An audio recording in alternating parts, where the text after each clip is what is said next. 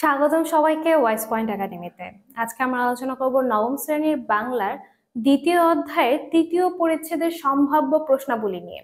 কি কি প্রশ্ন হতে পারে এই গল্পটি থেকে, পদ্য প্রকার যে গল্পটি পড়েছিলাম সেখান থেকে তোমাদের মূল্যায়নের জন্য কিরূপ প্রশ্ন হতে পারে, আজকে আসো আমরা সেগুলো নিয়ে আলোচনা করব। তো প্রথম প্রকার গল্পের প্রথমেই আমাদেরকে যেটা করতে হবে, আমাদের গল্পের লেখক পরিচিতি এবং শব্দার্থ, অনেকগুলো শব্দার্থ রয়েছে যেগুলো খুব ভালো করে তোমাদেরকে পড়তে হবে। এবং অবশ্যই গল্পের যে লেখক ঈশ্বরচন্দ্র বিদ্যাসাগর, ওনার গুরুত্বপূর্ণ তথ্যগুলো খুব ভালো করে মনে রাখতে হবে। এরপরে আসলে যে আমাদের গল্পটার যে নাম প্রত্যুপকার, এটার অর্থটা কি, এটা কিন্তু একটা গুরুত্বপূর্ণ প্রশ্ন হতে পারে তোমাদের মূল্যায়নের ক্ষেত্রে। মৌখিক ভাবেও এটা তোমাদেরকে জিজ্ঞেস করতে পারে, অথবা খাতায় যদি কখনো লিখিত প্রশ্ন আকারেও আসতে হয় আসে, তখনও কিন্তু এটা জানতে চাইতে পারে। তো প্রত্যুপকার অর্থ কি, এটা শব্দার্থ তোমরা নিশ্চয়ই পেয়েছো, যে উপকারের উপকার করা। এরপরে দেখো গল্প থেকে কি কি প্রশ্ন হতে পারে। গল্প থেকে এরকম একটা প্রশ্ন হতে পারে যে আলী ইবনে আব্বাস কেন কিভাবে বিপদে পড়েছিল।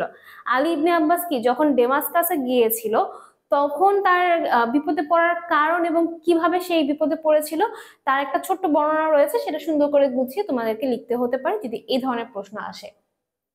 এরপরে এটাও জানতে চাইতে পারে যে এই যে বিপদে পড়েছিল, বিপদে পড়ার পর তিনি কিভাবে উপকার লাভ করেছিল সেই ডেমাসকাসে তিনি, মানে আলী ইবনে আব্বাস, এখানে এই তিনি মানে হচ্ছে কিন্তু এই আলী ইবনে আব্বাস, তিনি কিভাবে উপকার লাভ করেছিলেন ওই ডেমাসকাস শহরে, সেই ঘটনাটা তোমাদেরকে এখানে কিন্তু অনেক কিছুই লেখার আছে।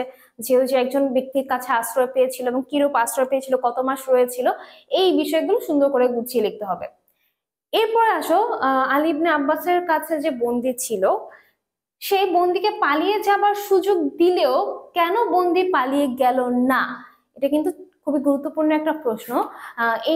এই প্রশ্ন এবং এই প্রশ্ন দুইটা কিন্তু প্রায় একই কাছাকাছি। প্রশ্ন কিন্তু দুই ভাবে হতে পারে, একটা হতে পারে যে এইটা বন্দিকে পালিয়ে যাবার সুযোগ দিলেও কেন পালালো না, এবং আরেকটা হতে পারে যে আমরা যে সুন্দর একটা লাইন পড়েছিলাম, চমৎকার একটা লাইন, যে গল্পের মধ্যে যে প্রাণের রক্ষা করিয়াছি আপন প্রাণ রক্ষার্থে এখনই সেই প্রাণের বিনাশের কারণ হইব, তাহা কখনোই হইবে না।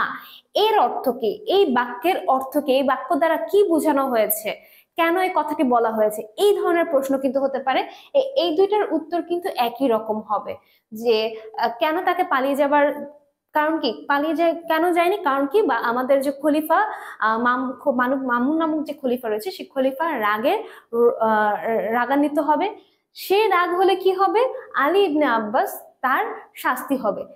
তো এই একই কারণে কিন্তু এই কথাটি বলা হয়েছে যে তার হয়তোবা প্রাণ নাশ হবে আলী ইবনে আব্বাসের, যদি এই বন্দি পালিয়ে যায়।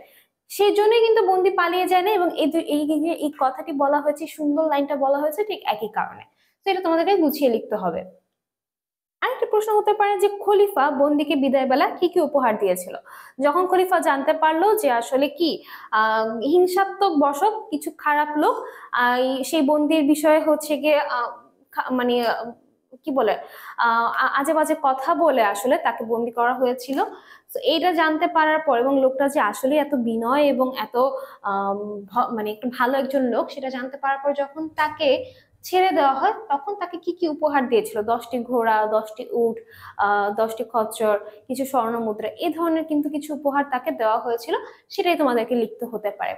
তো এটা ছিল গল্পের মধ্যকার কথা। এছাড়াও গল্পের মধ্যে থেকে আরো অনেক হতে পারে প্রশ্ন, যেরকম হচ্ছে আলী ইবনে আব্বাস কোন খলিফার প্রিয় পাত্র ছিল, এখানে আসলে খলিফার নামটা লিখতে হবে।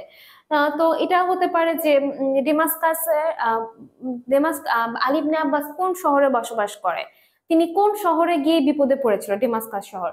তো এই ধরনের ছোট ছোট অনেক প্রশ্ন হতে পারে, এই জন্য তোমাদেরকে গল্পটা খুব ভালো করে পড়তে হবে। এবং যেহেতু গল্পটা সাধু রীতিতে লেখা, তাই তোমাদেরকে যেটা করতে হবে, আগের ক্লাসটা দেখতে হবে যেখানে গল্পটা নিয়ে বিশদভাবে ব্যাখ্যা বা বিশ্লেষণ করা হয়েছিল, গল্পের প্রতিটা লাইন ধরে ধরে তোমাদের সঙ্গে আলোচনা করা হয়েছিল।